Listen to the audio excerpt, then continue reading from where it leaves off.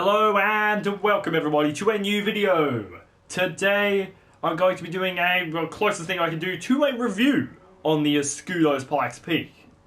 Now, of course I'm doing a review on this car. It's a fairly new car. It's been out a couple of days, maybe a week. I don't think it's been a week. I think it's been a couple of days. But as you can see, it's got a better than 1-to-1 power to weight ratio with 981 horsepower and 800 kilos of weight. And how I'm going to review this car is based on 4 separate categories, being performance, usability, price, and uniqueness, all the hype surrounding the vehicle as well, also including the uniqueness of the vehicle. So, I'm going to show you all of that at the end of the video, and for now, let's do a 5-lap attack to see how fast this thing is. Now, where do you think it's going to be on the board? How fast do you think it's going to be? I'm going to try and aim for a 50-second lap. I think it'll be slower than the Toyota GR10 Hybrid, but definitely faster than that Silvia Spec R Aero, which is the race packaged one. That's the race edition. That's the one I tried to tune to be a race edition. That was my first ever Gran Turismo video on this channel. But enough of that. We're going to get to actually racing this thing on circuit. So here we go. We want to try and get a very good exit on the straight to start the first lap of our attack. Yes. And the cool thing about this car, although it understeers and has turbo lag, once you've actually got room to actually put that power down, it has a lot of that power. That's a lot of power going to this engine. It's only a V6 as well. So this is a huge amount of power for a V6. Absurdity. Having 900 horsepower. And of course with the large turbo upgrade, you can get over 1,000 horsepower, almost 1,200 horsepower out of this car. So it's most definitely a brilliant vehicle. Down the straight we go. All the speed we've got here. See what speed we end up reaching. We're doing about 260 k's an hour before I have to hit the brakes. We could have even nearly touched 270 k's an hour. Let's see how fast our first lap was. That's a 51.5. I want to get into the 50 seconds range. That's what I said I wanted to do. So that's what I will do. Come on. 50 seconds range. Let's go. Oh, that's very helpful for getting us within the 50 seconds range with a great exit like that. Now we have to follow that through the next section of corners and through the rest of the lap if we're going to get a proper time. Oh, this is still very, very quick lap. Very, very quick. Come on. Put this on the power. We've lost some time. Maybe we can gain it back through this section here. Yes, we have. Okay. Now, what is the best way to take a line around the corner using this car? I think taking a wider line and actually putting on the power later should counteract the understeer, the on-throttle understeer a bit. Oh, come on, come on, come on, come on. Where's the power? There's the power. Put it all down, put all the power down. Yes. That is within 50 seconds. Now, let's see how much faster we can get. So I'm going to be doing 5 laps. Let's see how fast we can go. Not just 2. This is on lap 3 now. This should be monstrously quick. It's a mad car. Although it understeers and it's got turbo lag, once you've actually got the speed together, and I also assume on dirt it is going to be a monster of a car. So of course I'm going to trial that after this, because this car was originally built to race on dirt, which might explain its understeer when you actually got grip on those wheels. But of course I haven't driven it off-road at all. I can't say I haven't driven it on a track, I definitely have. I've got tuning sounds set up for this car and everything. Those are in my other videos, by the way. I've even got a tune to make this thing pop giant wheelies, so check the other videos and you can find that. If I remember to link them in the description, I doubt I will, but if I remember to do so, just go to the description, take a look first. You'll probably find them there. If you don't, go to the channel, take a look, because I guarantee you will not be disappointed by the great wheelie tune. Trust me, it's not a couple millimeters off the ground. This is like a proper wheelie tune. Yes, we've got it! Second gear, third gear, fourth gear,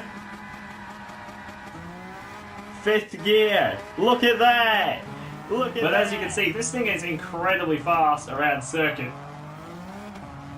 Even with the understeer and turbo lag. And no, you cannot have anti-lag system on this car. I really wish you could have, because that would make it a monster. Of course, tuning can iron out the understeer, but of course I'm no professional tuner. I've just set it up enough so that you can win Group 3 races and get giant wheelies and stuff like that. Because that makes driving this car a lot of fun in both of those situations. Whoa, the speed. That was a little bit slower that lap, but not by much. So maybe if I send it out really wide, bring it into the corner like this. I was on the power too early. That screwed that up really bad. Yeah, I think I screwed up that lap with that exit through that corner. Oh, let's see how much speed we can catch up through here, though. You do catch up speed if you can get the corner right. I think taking a really wide line through these corners and a very sharp line through each of these corners is actually very good for getting a brilliant lap, because once you're within range to get the speed up, that was a horrible exit through that corner though, but it's very, very quick indeed. Come on, let's see if we can get enough speed in. Come on, come on, come on, come on, come on. Oh, I'm off the track. Okay, fastest lap was a 50.6, or almost a 50.7, which does put me in the 50 seconds range like I said I would be. So, yeah, it's cool. I'm going to save that replay. I'm going to save that replay because that's going to be pretty cool. I might even use it during editing. I don't know yet. Work that out when I get there. But now, of course, we're going to drive it off-road. Now, what's the coolest off-road track in the game? I think we've got a decent idea, I assume, of what the greatest off-road track in this game is, since there's only 2 of them. Take your pick. I prefer, this is my preference, of course. Where is it? Fisherman's Ranch. I don't race off-road very much in this game at all, but I think to make this interesting, we'll do a 1-lap race. Maybe we'll set it down the back of the grid. Rolling style, I guess, would work very well. See, I want to try and make this interesting, despite the AI being quite slow. So, and the reason I'm not setting this at night, because I believe you can set it at night. Yes, you can, or almost night. The reason I'm not doing that is because this car doesn't have headlights, and if you want... Oh, I need to change the setup. Of course I do. Hang on. Rally setup. There we go. Now this setup, the rally setup, with quotation marks, is completely stock, other than dirt tyres. So I don't know why I made a whole new setup for it. I guess I will probably set it up to be a proper rally setup in the future, but at the moment it is the default setup with rally or dirt tyres, I should say. We're going to do 1 lap around this track, see if it is good off-road. I have not driven this thing off-road at all. I've definitely driven it on track, but I haven't driven it off-road in the slightest, so this will be very interesting to see how well this car performs. And once I give it an off-road run, I'll give it an overall score from 0 to 40, depending on how great this car is. And they're all Escudo Pikes Peaks. I assume there'd be other cars, and apparently not. They're all racing Pikes Peaks. That makes it a bit more boring. But I guess that's what we're doing, so let's see where we actually position ourselves in the field, in amongst a ton of other Escudo Pikes Peaks. I have not driven this off-road yet, so this will be interesting. How does it handle off-road?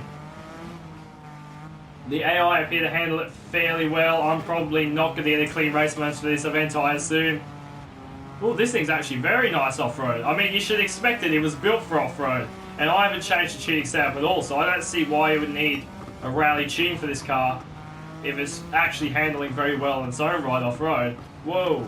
Except I don't know if Pikes Peak, before it was paved, was as bumpy as this.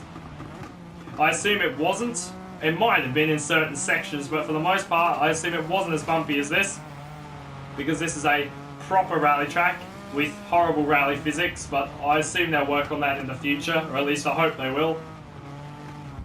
Oh, I didn't even see the wide wheel arches of the other car ahead of me, so I lost a lot of speed there. And I think I also lost my clean race bonus. But we are making positions around here. Whoa. Here we go, here we go. Oh, I sent it through that corner way too quickly. But this thing still handles phenomenally off-road when we're not getting turbo lag. As you can see in the low RPM range. Look at that, low RPMs. It takes its time getting the RPMs back and giving me the boost, because it only has proper power at high RPM range. See, I'm flooring it, I'm still flooring it. There's the boost. You see, if you're in the wrong RPM range, you're getting no power out of this car. But if you're in the right RPM range, you're getting a lot of power. And the right RPM range is usually where you'd be when you're racing. Really high up in the RPM range, near the top of the RPM range. Whoa, was that bad? That was really bad. Yeah. I hate that corner on this track, because if you can get it right, you can go flat out. But the problem is, you can't turn, so once you're in the air, you better hope that the car continues going straight. because otherwise you're not getting that right. Well, I know you can do that going straight through, but obviously I have not got the capability to do such a thing. Oh, yes. Come on. Yes, we got boost. We got boost. So that's the thing. Every gear you go through, you got boost until you shift up to the next gear. And then when you shift up to the next gear, you need to sort of wait for the boost to build again. Holy cow, this thing jumped so high through there. Oh, I'm going to have that on replay. That'll be in the replay. There'll probably be a clip right about here for the replay footage of that. Because that's brilliant.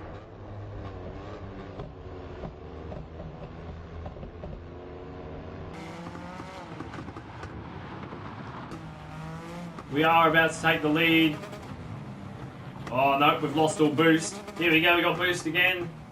This is the dirtiest off-road race because of my horrible driving and the fact that it's off-road. That was not an intentional pun in any way. I am very sorry if that was cringe. It didn't jump as high as I thought it would through that section there. But... oh yes, here we go. It handles very, very well. Like you'd think almost 1,000 horsepower in a car like this, only weighing 800 kilos, would handle like absolute crazy fuel. But this thing, it handles brilliantly, both on-road and off-road. Yes, it is a little worse on-road, which is where, considering it's Gran Turismo, you're going to be using it the most, is on-road. Ooh, I got digging in the dirt. Does that mean I did 10, I think that's 10, on 10 dirt races? I think that's what that means. I think that's what you get that achievement for, 10 dirt races. Oh well, I've just done that now. As you can tell, dirt racing is not really my thing, and I have not done that in the Escudo Pikes Peak yet. But here we go, I'm going to give it the overall review. So we're going to be, in case you've forgotten, we're going to be reviewing it on performance, usability, price, and uniqueness, or interest in the vehicle, I should say. So performance, when the car loads, I need to do this when the car's loaded so you can actually see. Look at that. Performance. I'm gonna say it's slightly worse on two things. The understeer, which can be fixed through tuning and such, but in stock form it understeers a bit, and of course the predominant turbo lag.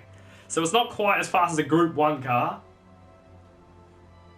but it's still very quick. So I might give that an 8.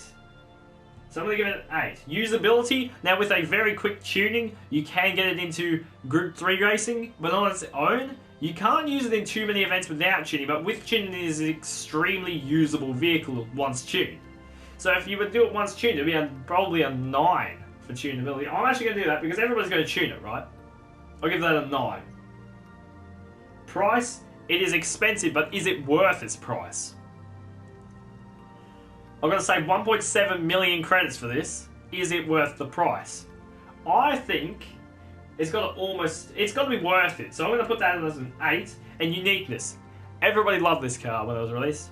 Everybody loves it now. It's only been a few days, maybe a week. I don't actually know anymore. I've lost count. I've just been working on videos every day. So, man, count back how many videos has been since the update. And then I'll work it out. But I'm going to write it. Uniqueness, 10. That's a 10. Easy. This thing is one of the most unique, brilliant, monstrous vehicles in this game. So, I'm going to have to count the overall score in my brain. Sorry if I do this very slowly. 35 out of 40 is how I've scored this vehicle. So it's got a score of 35 out of 40 for this review. The biggest downside is probably its price. It's a bit steep as a price, but it is well worth it. Its performance is great. It's a very unique, very brilliant, and very nostalgic vehicle for many people who played the older Gran Turismo games, like Gran Turismo 2, for example. And they did those crazy wheelies. Find the tune for the crazy wheelies in the description, because, yeah. And now that I've showed you review, everything like that, if you're stuck around this long, I'm going to assume you liked the video. So if you enjoyed the video, remember to like and subscribe, and I'll see you in the next video. Bye.